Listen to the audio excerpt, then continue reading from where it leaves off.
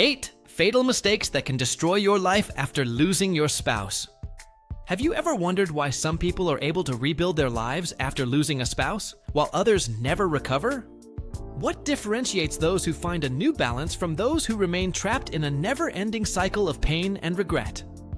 What if there were invisible traps that prolong your suffering for years without you realizing what is happening? Losing a spouse is one of the most painful experiences anyone can face in life. It's not just the emotional weight of grief, but also the overwhelming number of decisions that suddenly fall on your shoulders. At times like this, it's easy to make decisions based on pain, loneliness, or pressure from others around you. Many people make serious mistakes just when they are most vulnerable, without realizing that they are sabotaging their own emotional recovery. Some choices can lead to deep regrets, financial difficulties, or even emotional setbacks that make healing even more difficult. The truth is that while grief is personal, there are certain pitfalls that you should avoid in order to protect your future and well-being. Let's get started. Number 1. The financial trap that ruins the future of unsuspecting widowers. One of the most common mistakes after losing a spouse is rushing into big financial decisions without the necessary mental clarity. It's understandable. All of a sudden, you're faced with bank accounts, insurance policies, investments, and the question of your housing. In the midst of grief, it may seem that taking immediate action will provide stability or a sense of control over your altered life. But the reality is that deep grief significantly clouds the judgment, especially in the first few months after the devastating loss. Irreversible financial decisions made during this period often lead to severe regrets when the emotional fog finally begins to dissipate. Financial experts reveal that 70% of widowers who make important decisions in the first year express deep regret afterward. Take the case of 64-year-old Margaret, who lost her husband after a marriage of 42 years. Several people suggested that she should immediately sell the house where they have lived all their lives to reduce expenses and responsibilities. Within a few months, following this well-meaning but premature advice, she sold the property and moved to a different city.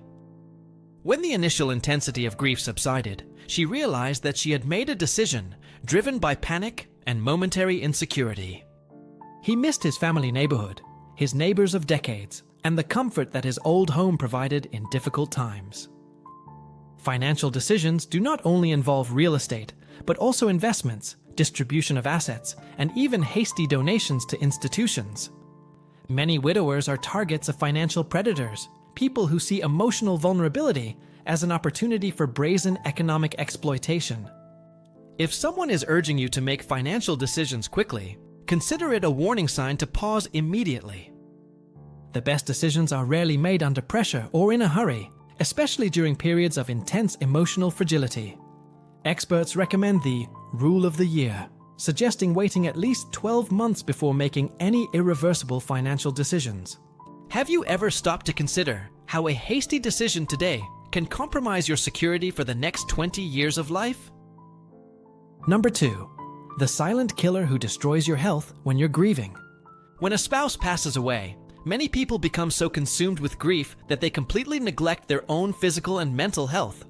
It is common to postpone medical appointments, ignore important symptoms, neglect of food, or allow sleep to become severely compromised. Some people even feel guilt about taking care of themselves, as if prioritizing self-care somehow dishonors the deceased person. But the truth is, neglecting your health doesn't bring you closer to your deceased spouse or honor the life you shared together. On the contrary, it compromises your ability to process grief in a healthy way and eventually find new meaning to live. Scientific studies confirm that the risk of death increases by 40% in the first 2 years after losing a spouse. This phenomenon, known as broken heart syndrome, is not just a poetic expression, but a scientifically documented medical condition. The stress of grief can trigger or aggravate heart problems, decrease immune function, and increase vulnerability to various diseases. Charles, 71, completely stopped cooking proper meals for himself after the passing of his beloved wife. Within a few months, he lost weight dangerously, developed severe nutritional deficiencies, and his resistance to infections decreased dramatically. It was only when his daughter stepped in and helped him establish a basic eating routine that his health began to stabilize. Self-care is not optional during grief. It is absolutely essential for your physical survival and gradual emotional recovery. Stay hydrated, regularly eat adequate nutrients, and don't ignore warning signs your body may be sending you. Small daily walks, even when they seem impossible due to the emotional weight, can help both the body and the mind tremendously. Do not cancel regular doctor appointments and continue taking prescribed medications, as chronic conditions can quickly worsen during intense grief. Remember, your spouse would certainly want you to take care of your health, not sacrifice it as a misguided way of showing love. How has your health been affected since your loss? Have you been ignoring important signals that your body is desperately sending? Number 3. The dangerous mistake that turns your heart into an easy target. Losing a spouse leaves a deep emotional void that often seems impossible to bear day after day. For many, the loneliness that ensues is one of the most painful parts of grief, especially during the long, silent nights. The idea of finding company again, of having someone to share life with, may seem like the only way out of this suffering. While seeking human connection is natural, one of the most devastating mistakes is rushing into a new romantic relationship prematurely. Many widows and widowers enter into new relationships before they have properly processed their grief and rediscovered their individual identity. Psychologists point out that relationships started in the first year of grief have a failure rate of 70%, creating additional trauma. The intense emotions of loss create extreme emotional vulnerability that can lead to decisions based more on neediness than genuine connection. Grief doesn't follow a predictable schedule, and each person needs time to process the loss and rediscover who they are now. Barbara, 68 years old, met someone just 4 months after losing her husband of almost 5 decades of marriage. The relationship moved forward rapidly, temporarily filling the painful void and providing distraction from the deafening silence of their empty home.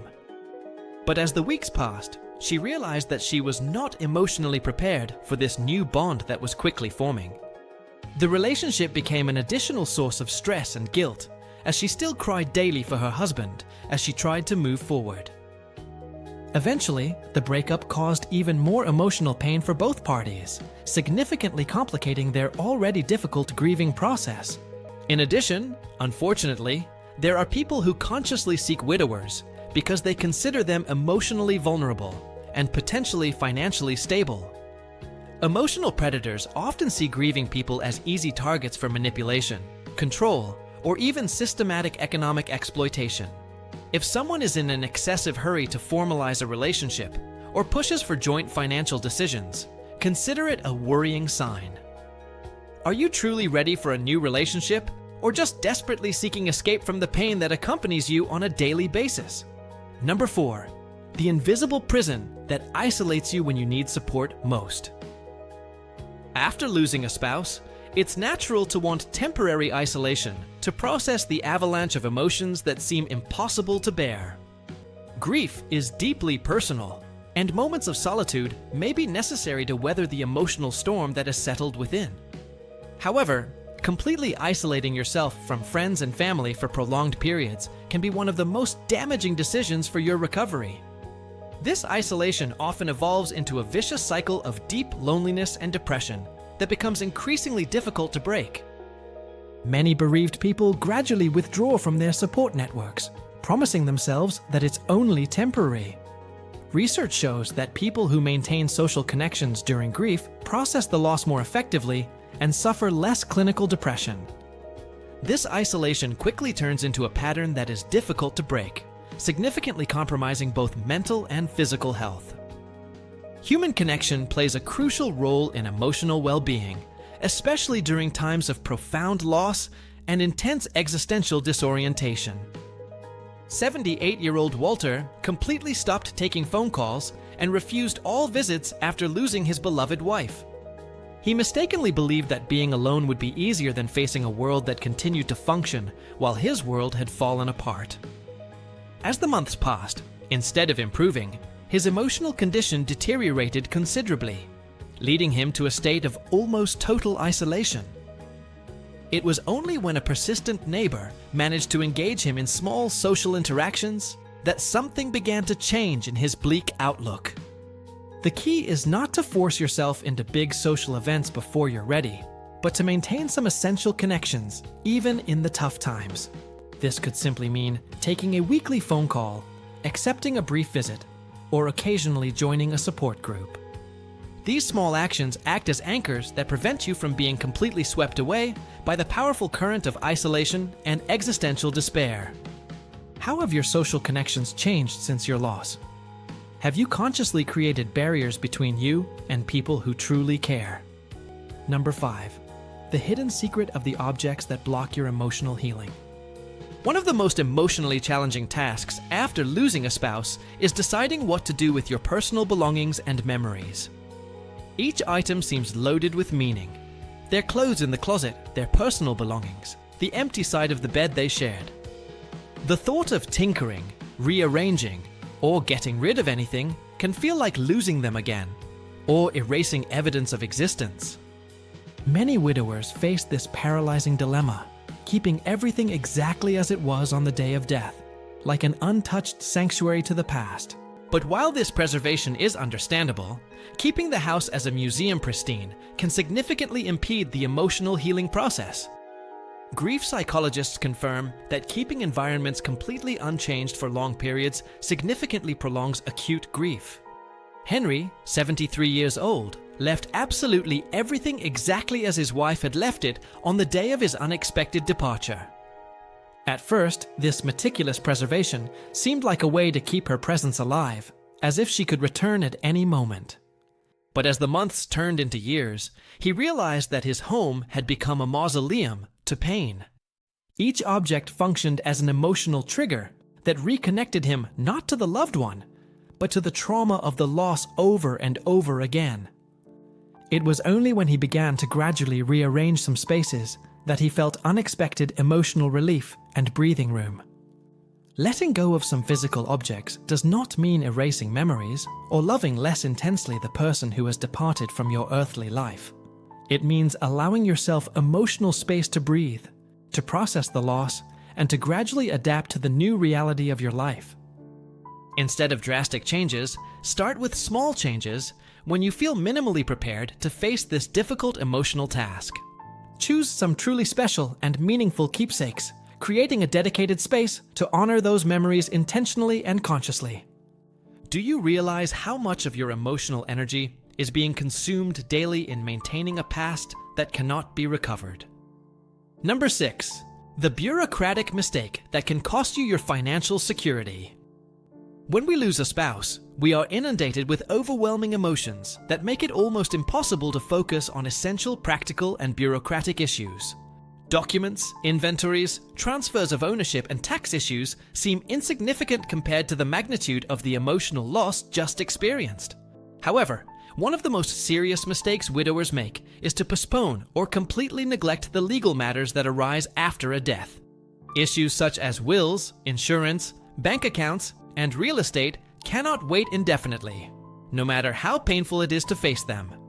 Ignoring these practicalities can create serious financial and legal problems that silently accumulate, compromising your future security. Legal experts warn that bureaucratic delays cost widowers significant amounts in entirely avoidable legal and tax complications. Most people are unaware that there are critical deadlines for various legal procedures after death, many of them absolutely inflexible. Teresa, 65 years old, piled all the correspondence she received from banks and institutions in a drawer, ignoring them for months. When he finally gathered the strength to tackle these issues, he found that he had missed crucial deadlines for important benefits and entitlements.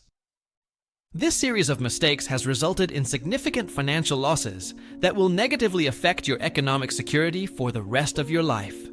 Immediately provide multiple copies of death certificates, as they will be needed for virtually all subsequent legal and administrative proceedings. Don't let bureaucracy further complicate your grieving journey. Organize your documents and seek professional help when necessary. How long have you been putting off important legal issues that could significantly compromise your financial stability in the coming years? Number 7. The fatal resistance that prevents most people from overcoming grief. Grief is a deeply personal and often overwhelming journey that affects each person uniquely and unpredictably over time. When we lose a spouse after decades together, we can feel as if we are sinking into an ocean of seemingly uncontrollable emotions.